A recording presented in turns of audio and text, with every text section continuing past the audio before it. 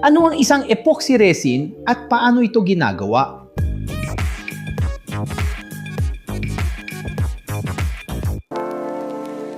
Kamusta, Ingenieria Detallada? Nabilib ka na ba sa mga mesa na gawa sa kahoy na may makinan na ilog ng resin? Mga sahig na may malasalamin na kinis o kahit yung nag-ayos ka ng gamit-gamit ang sobrang tibay na pandikit?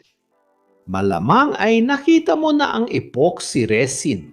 Parang mahika ito mula sa malapot na likido ay nagiging matibay, solid at sobrang kinang na material. Pero paano nga ba nangyayari ang pagbabagong ito at ano nga ba talaga ang epoxy resin? Ang epoxy resin, sa pinakaubod nito ay isang uri ng thermosetting polymer. At ano nga ba ang ibig sabihin nito sa mas simpleng salita? Isipin mo na ito ay parang isang espesyal na plastic na iba sa ilang mga plastic na pwedeng tunawin at hubugin muli ng paulit-ulit tulad ng PET bottle na thermoplastic. Ang epoxy resin, kapag ito ay tumigas na o nag-cure na, hindi mo na ito pwedeng tunawin o baguhin pa ang hugis nito.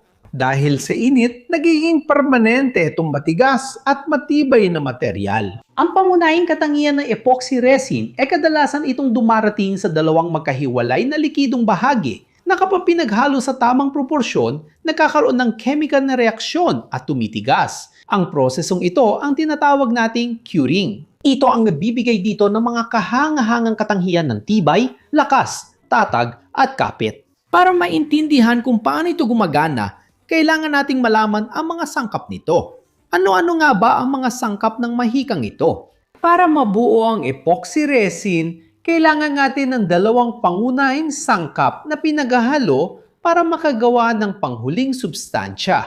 Ang mismong resin na kilala rin bilang Part A at isang hardener na tinatawag ding Part B or catalyst. Ang bahagi A, ang resin, ay tinatawag nating chemically na pre-polymer o oligomer. Epoxy. Karamihan sa mga karaniwang epoxy resin ay ginagawa mula sa reaksyon ng isang substansya na tinatawag na bisphenol A at epichlorohydrin. Huwag kang mag-alala sa mahihirap na pangalan. Ang mahalaga dito ay maintindihan na ang kombinasyong ito ay bumubuo ng mga molekula na may epoxy na grupo sa kanilang mga dulo. Isipin mo ang mga epoxy na grupo na para mga braso o kawit na naghihintay na kumonekta sa ibang mga molekula. Ang estruktura molekular na ito ang nagbibigay sa epoxy resin ng kakayahan nitong mag-react at bumuo ng isang solidong tatlong-dimensional na network. Kung walang pangalawang sangkap, mananatiling likido ang resin at hindi ito tuluyang titigas. Pero kung ang resin ay hindi tumitigas mag-isa, ano ang dahilan kung bakit ito nagiging matibay? Dito papasok ang pangalawang mahalagang sangkap, ang hardener o katalista na tinatawag na bahagi B. Ito ang ahente na mapapagana sa resin at mapapatigas dito. Ang mga pinakakaraniwang hardener para sa epoxy resin ay mga chemical na kilala bilang polyamides o anhydrides. Ang tungkulin ng mga sangkap na ito ay makipag-react sa epoxy groups na nasa resin. Isipin mo na ang resin ay may maraming kawit at ang hardener ay may maraming butas na perpektong natakasya. Kapag pinaghalo mo ang dalawa sa tamang proporsyon, ang mga kawit at butas na ito ay nagsisimulang magdikit-dikit, bumubuo ng isang komplikado at magkakaugnay na molecular network. Ang network na ito ang nagbibigay sa cured na material ng tigas, resistensya sa chemical at lakas mechanical. Ang tamang proporsyon ng paghahalo sa pagitan ng resin at ng hardener ay napakahalaga. Dahil kapag sumobra ka sa isa at kinulang sa isa pa, hindi magaganap ang curing reaction. At maaring maging malagkit, malambot ang resin at hindi nito maaabot ang pinakamataas nitong tibay. At paano nga ba nagiging isang matibay at matatag na material ang dalawang likidong ito? Ang proseso ng pagpapatigas ng epoxy resin ay isang kamanghamanghang chemical na reaksyon na tinatawag na polymerization, partikular na isang addition polymerization o sa ilang kaso, ring opening polymerization. Kapag pinaghalo ang resin o bahagi A at ang hardener o bahagi B, ang mga molekula ng hardener ay nagsisimulang umatake sa epoxy rings ng mga molekula ng resin. Binubuksan nito ang mga ring at nagbibigay daan sa pagbuo ng mga bagong chemical bond. Ang mga bod na ito ay bumubuo ng komplikadong three-dimensional na network, parang matibay na sapot ng gagamba na nagkakabit sa lahat ng direksyon. Ito ang dahilan kung bakit ang cured epoxy resin ay napakatigas at matibay. Sa panahon ng reaksyon ito, may isang napakahalagang nangyayari, ang paglabas ng init. Ang prosesong ito ay exothermic, ibig sabihin, naglalabas ito ng enerhiya sa anyo ng init. Maaari mo pang maramdaman na umiinit ang lalagyan ng pinaghalong materyales. Iyan ang dahilan kung bakit kapag naghahalo ka ng malaking dami ng resin, maaari itong uminit ng sobra at tumigas agad. Minsan nga ay bububula o nagkakabitak pa. Ang oras ng pagtigas na siyang panahon na kailangan para tumigas at makuha ng resin ang huling katangian nito. Maaring magbago mula sa ilang minuto hanggang ilang oras, depende sa uri ng resin at hardener, temperatura ng paligid, at dami ng hinahalo. Kapag nabuo na ng buo ang three-dimensional na network na ito, ang resin ay tumigas na at hindi na ito maibabalik sa dati nitong anyo.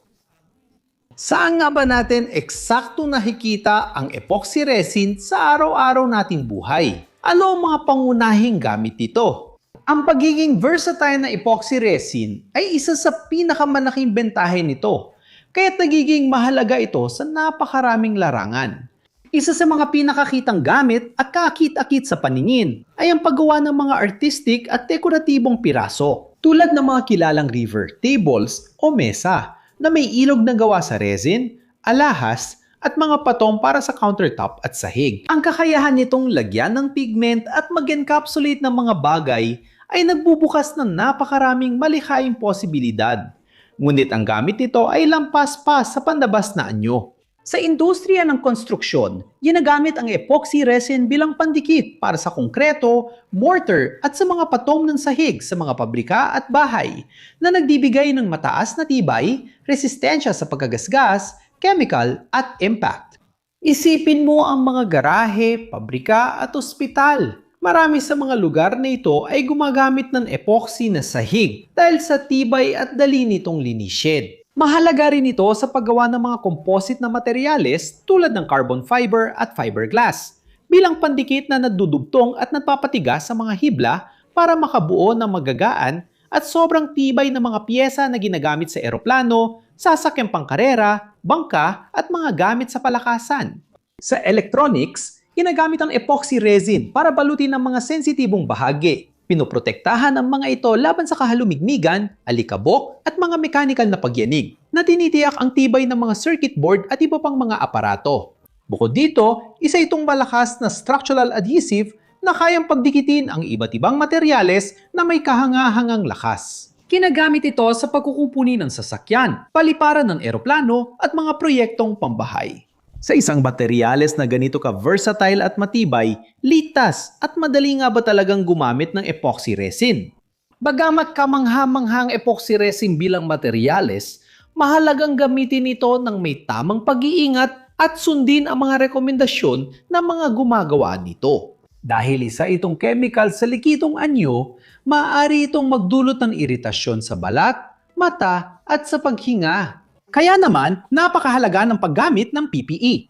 Ang paggamit ng nitrine na guwantes, protective na salamin, at sa mga saradong lugar o kulang sa ventilasyon, ang tamang respiratory mask ay hindi dapat kalimutan. Ang ventilasyon sa lugar ng trabaho ay napakahalagang bagay para maalis ang mga singaw na maaaring malanghap. Bukod dito, napakaalaga ng tamang proporsyon ng halo sa pagitan ng resin at ng hardener.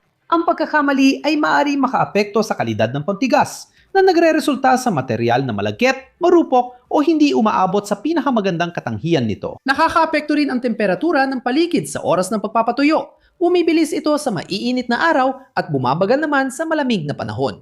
Kaya, laging tingnan ang technical data sheet at sundin ang tagubili ng gumawa para sa ligtas na paggawa at tamang resulta. Kung nakarating ka hanggang dito at nagustuhan mong video, mag-subscribe ka na. Kung hindi ka pa nakasubscribe, i-like mo na rin at i-activate ang bell para sa mga notification. Kung interesado ka sa aming content, pwede kang maging miyembro para matulungan kaming magpatuloy at mabanggit ka sa aming mga video.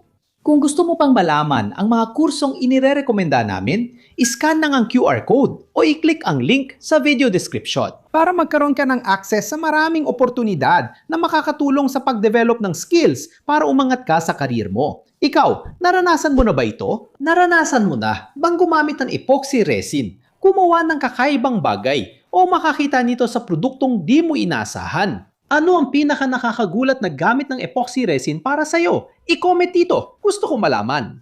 Dito sa gilid, may dalawang pagpipilian ng mga interesting na video na kailangan mong panuorin para mapalawak ang iyong kaalaman at mapukaw ang iyong kuryosidad. Kung gusto mong tumulong, i-like ang video, mag-subscribe, i-activate ang bell, at pag-isipang maging miyembro ng channel.